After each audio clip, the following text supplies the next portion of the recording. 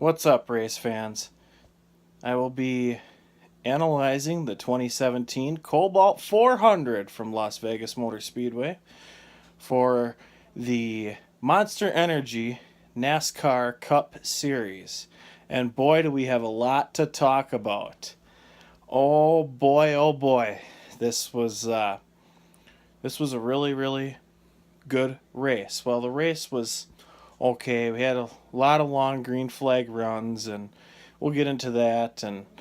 But the problem I see is that the broadcast had a little bit of issues covering the pit road and covering other things that they could have definitely done a little bit better on, like a drop back through the field, stuff like that. But all in all, it was your typical mile and a half. Um, just lots of green again. Corey LaJoie brought out the first yellow. Kevin Harvick blew a right front after that. It was kind of uneventful. We had a debris yellow one time. And then, of course, your stage. And all three stages were swept by Martin Truex Jr. That 78, he was very strong. There was a restart with about 10 laps to go, 11 laps to go. And Brad Keselowski had definitely jumped that not jumped it, but he had the car to beat, and something had broken his car, not sure what, or something had happened where he had a flat, and with 2 laps to go, Martin Truex passed him, and Truex went on to win. And it's the first win for Toyota in the 2017 Cup Series, and well earned. And I'll tell you what, that 78, he's going to be a championship contender like he has been last year and the year before. Had we not had that kind of a chase format when it was a Sprint Cup Series, I feel, pardon me, I feel that Truex could have went farther last year and definitely had a shot at Homestead. But just circumstantial problems he had on pit road and certain things that just did not seem to play into his favor.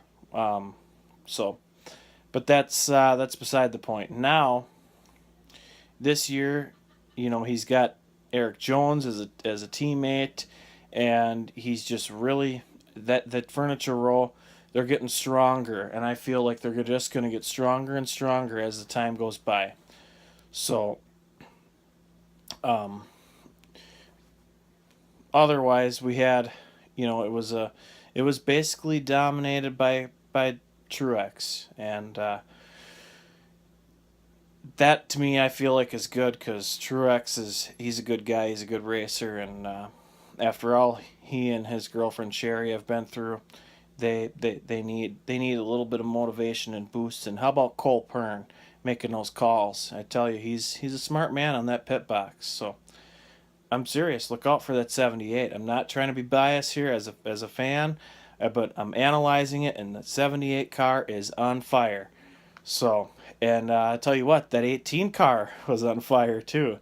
Not literally, but I'll tell you what, there's one driver that keeps getting into it time and time and time again, and he's Joey Logano in that 22.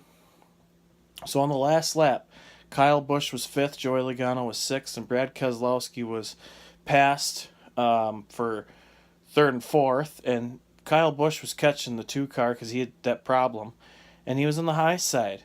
Well, they went 3 wide, and before you know it, it got a little dicey, and Kyle Busch had to cut down on Logano, and it caused a little bit of.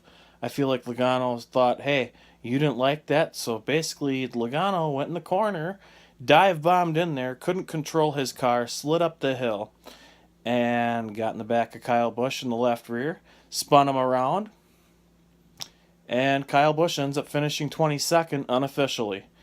And if you ask me, I really think that NASCAR is making the right call by not stepping into it. I think they should let the drivers handle their own now that it's the Monster Energy NASCAR Cup Series. I feel like that drivers should be able to get into their own and that kind of thing, and their scuffles and I don't want to say fights, but I guess kind of like a fight. And they really should be able to and not have to worry about NASCAR stepping in, getting probation, and getting fines, because that stuff does nothing. If they're going to keep giving out probation and fines and all that kind of garbage, then in my opinion, NASCAR should be promoting fights because they would get more money. But beside the point, they're not doing nothing about this, and it's the right call. So we're going to show you the incident, courtesy of Fox Sports. All right, so here we go. Kyle Busch and Joey Logano right there. Kyle Busch had to go on the inside of Keselowski, and that's fine. But then what happens here? Logano just digs deep in that corner, gets in the back of him, and Kyle Busch went for a spin. It seems like to me that the 22 car just didn't like that, and I don't know what his issue is. It just seems like time and time again, Logano and Keselowski have to get into it with other guys. So I don't know what the issue is, but it needs to stop. And Kyle Busch felt like he needed to put a stop to it. So that was the incident, and courtesy to Fox Sports for the footage. Again, I feel like it was just... you could chalk it up to be hard racing, but Joey Logano says it every time. Every time he takes someone out, oh, it's just hard racing. And then when Matt Kenseth wrecks him at home, or not at Homestead, in Martinsville, it's just, oh, that was a complete coward move. Well, I'd have to say it takes a coward move it takes one to know one when it comes to coward moves. So, I'm not trying to bash Joey. He's a talented racer. He's a talented driver. Same with Brad Keselowski. They're very, very talented, but they need to hold their own sometimes, and they need to just not be stepping on people's toes. I get it. It's a race. If you're gonna race someone, race him clean. And maybe Brad Keselowski should have been on the apron if he's going that slow to cause other drivers issues. Brad Keselowski in that situation was, quote unquote, the pick that Logano was trying to use. So, and to me, that's BS. There should be no picks. Ultimately,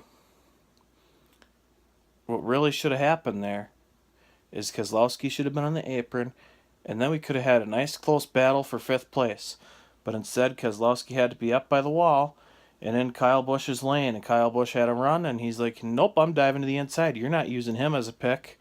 I'm going too fast for that. And he turned left, and he turned left so abruptly, he even left black marks on the racetrack. So, again, it just seemed like to me that Logano overstepped his boundaries when he just dive-bombed in there, lost control of his car, slid up the racetrack and into the 18. So, if you're going to dive bomb or, if you want to race hard, that's fine, but losing control of your race car, drifting up the hill and taking someone out, yeah, I would be upset too, and I think anybody else would be in that situation. Now, in his defense, not to go up to him and punch him, because that right there was a little out of line. But who's not to say that, what if Logano would have done the same thing? So, you never know in these cases, and I really applaud NASCAR for not stepping in, and hopefully these guys can settle it, and hopefully next time that a confrontation happens, that Logano's crew can stay out of it and have the boys have at it be back. So, and but that's my analysis. I know it mainly stemmed around the fight, and I do apologize for that, but the fight and brawl, the pit road brawl, and the last lap issue was a big topic, and that's why I waited to post this video, because I was kind of waiting to see if NASCAR would step in. Usually by Tuesday is when they step in, and it's Tuesday night, and we haven't heard nothing, and then they said yesterday too that they're not going to step in. So that's I figured maybe after seeing a little more video that Steve O'Donnell would have changed his mind, but apparently not. So they're going to just let boys have at it be back. Hey, it's a new name of the series, and why not? So that's all I got for you guys, and I hope you enjoy your week, and we'll see you next weekend for the review after Phoenix.